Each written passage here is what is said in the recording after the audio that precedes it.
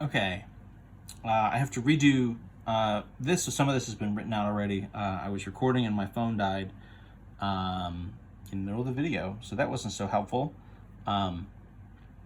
So running it back again, now that we're plugged in and we got some juice. This is just some more 8.9. A couple more examples. I wanted to do one where we have the infinity down on the bottom in the sort of A position rather than the B position. So I guess a negative infinity instead of a positive. So this is the integral from negative infinity to 1 of e to the 3x dx. This would, of course, just be the limit, right? Sub in, a goes to negative infinity, so sub in your a for the infinity, for the negative infinity. So a to 1, e to the 3x dx. I had said in the previous video, right, that like exponential functions tend to just like increase without boundary, right? They get bigger and bigger. That's kind of the whole shtick with exponentials, right? Is they get very big very fast. That's true as you're moving out to the right. The variation here would be, in this case, with an interval that's going infinitely far to the left. So an exponential right shoots up to the right, but it actually drops towards 0 as we go to the left. So with a quick little just like change of the interval, we're maybe looking at a little bit of a different situation here, and it, at least is not kind of something that like right off the bat we would say, well, that's just going to be infinity. There's almost no reason to even like do any of the work. The antiderivative here is going to be just a quick little kind of, it's like our like trivial u sub, right? You would do u is 3x. So the derivative is 3, so you get this like 1/3, right? The dx would be du over 3. So from the antiderivative, you're going to get e to the 3x, but with a 1/3 in front, right? So you're doing 1/3 e to the 3x. From a to 1, the limit in front, we don't do the limit again to the very, very end. So we'll sub those in, right? 1 goes in, the a value goes in. And then the move here, right? If you start to sort of evaluate this and put in negative infinity for a. So this would be kind of 1/3 e cubed minus 1/3 e to the negative infinity, I guess, right? So we need to actually sort of look at e to the 3 times negative infinity. So of course, just like first things first, right? 3 times e to the negative infinity is negative infinity, right? Obviously, negative infinity times 3 just is negative infinity. And then the way this works, right, is if you have a negative power, it's 1 over that power. So, right, e to the negative infinity is 1 over e to the infinity. E to the infinity, right, if you sort of put a bigger and a bigger exponent on here, it's going to get bigger and bigger, right, very fast. That's the whole idea. So this would be 1 over a very, very large number, right? So 1 over an infinity, but then that's going to send the whole thing to 0. So as far as then evaluating this integral, right, sort of evaluating this limit, so minus 1/3 e to the 3 times negative infinity, that whole thing is going to essentially be 1/3 times 0, right? So the e there, right, becomes e to the negative infinity, goes to 0.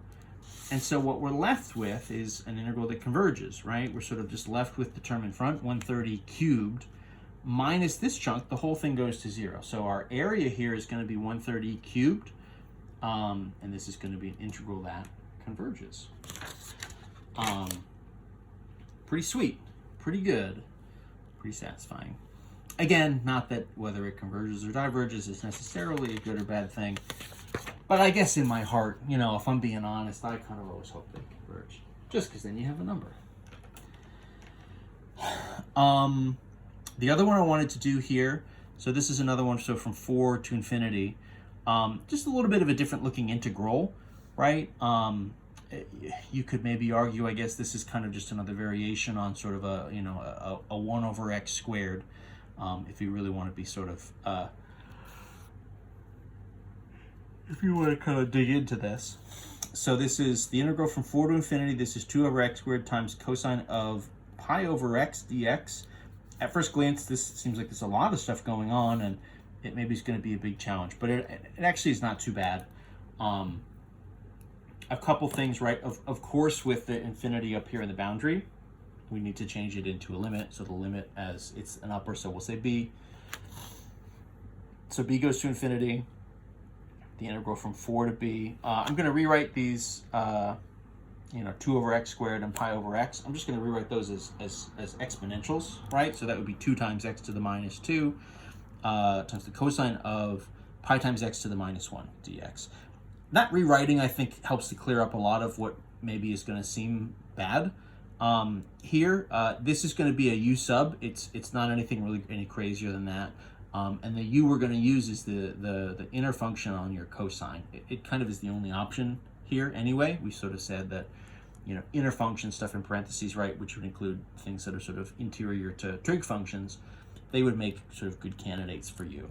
So if that's your u, your derivative, right, du dx would be negative pi times x to the minus 2, aka, right, dx is going to be du over negative pi times x to the minus 2. Where else do we have an x to the minus 2? Well, the answer is here, of course. So what that's going to mean for us, if I sub that in, limit, again, just kind of along for the ride. So b goes to infinity, the integral from 4 to b. And I guess we can argue for a minute about whether or not we should do a substitution here. Let's answer that question in a second. So 2 times x to the minus 2 cosine of u, right? And then my dx is du over negative pi x to the minus 2.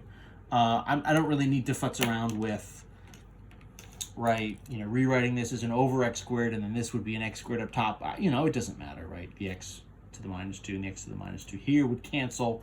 This would be negative like 2 over pi, kind of comes in front. That limit is still, of course, in front of everything. So b goes to infinity. We'll call this negative 2 over pi, 4 to b, and then the real guts of this is just cosine u du. I guess we should sort of change our bounds here.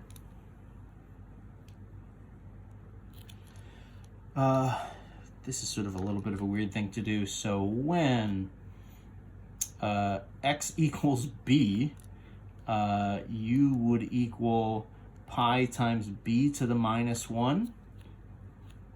So this integral here would be pi, I tell you what, right, that's the same thing as pi over b.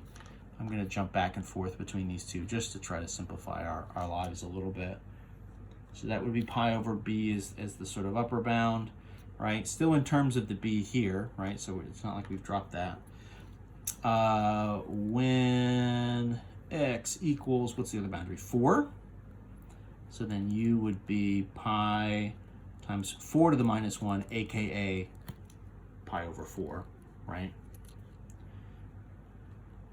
So that makes sense. This is a trig function. So having things like pi over 4 going into it seems pretty reasonable. So my limit is out in front, right? This negative 2 over pi is there, cosine u du. So what's my antiderivative? Shift this up so we've still got good space here. The antiderivative for cosine is just sine, right? So this would be the limit. B goes to infinity. This would be negative 2 times pi times the sine of u evaluated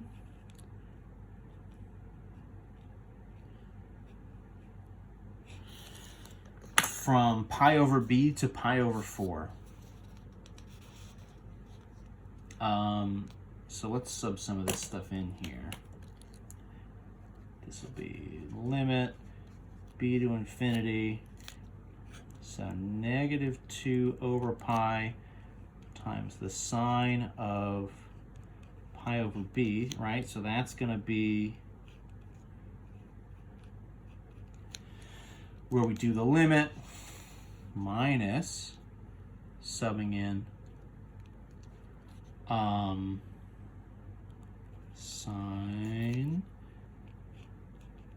pi over 4. Yada, yada, yada. A couple things to clean up. Let's do one thing here. So pi over b, right? The limit as b goes to infinity, that would be pi over infinity, right? Pi is just a number. So that's really going to send this to 0. So as I sub in the limit here, this is really going to be sine of 0. So I'm kind of partially just cleaning up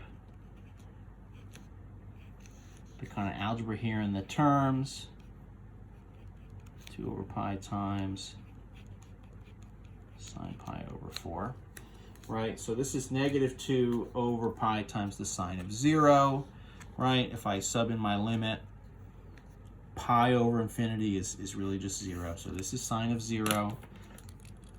Sine of 0 is 0, right? So that first term goes to 0, plus 2 over pi times, what's my sine pi over 4? Root 2 over 2, right? That's that like 45-degree angle. So what's this going to be? 0 plus, 2 root 2 over 2 pi. So my final here, 2's cancel, so this is just like root 2 over pi. So this is an area that converges. Obviously, it takes a minute. We're using a few different techniques, some throwback stuff here with the U substitution and sort of the changing boundaries.